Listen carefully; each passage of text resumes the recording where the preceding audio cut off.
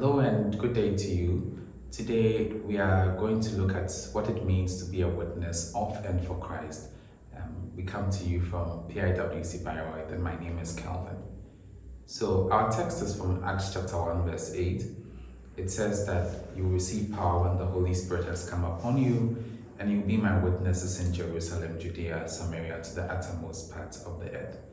And what I want to do is to deduce three major lessons from this verse. So, lesson number one is that clearly Jesus has a global vision as far as his work is concerned. Those of us who think in very myopic terms do not fit in Jesus's global planetary vision of witnessing, because he says not only in Jerusalem but also to Judea, to Samaria, and then to the uttermost parts of the world.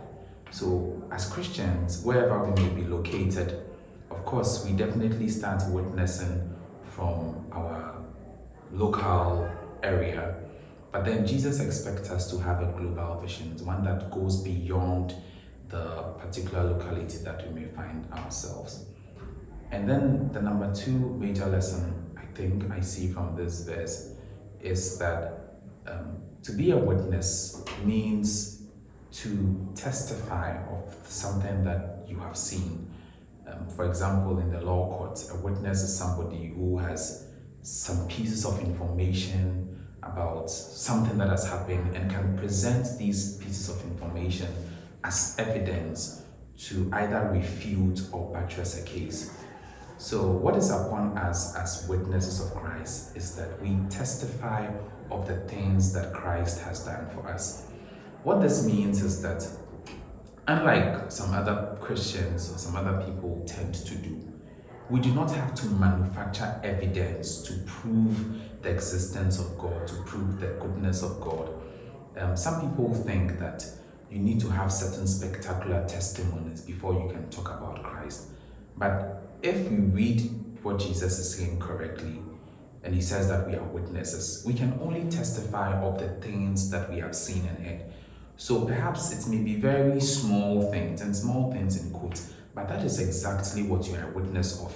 And your number 3 point I want to mention is that our lives also, as has been mentioned many times by many Christians, preachers, is also a testimony and a witness to other people.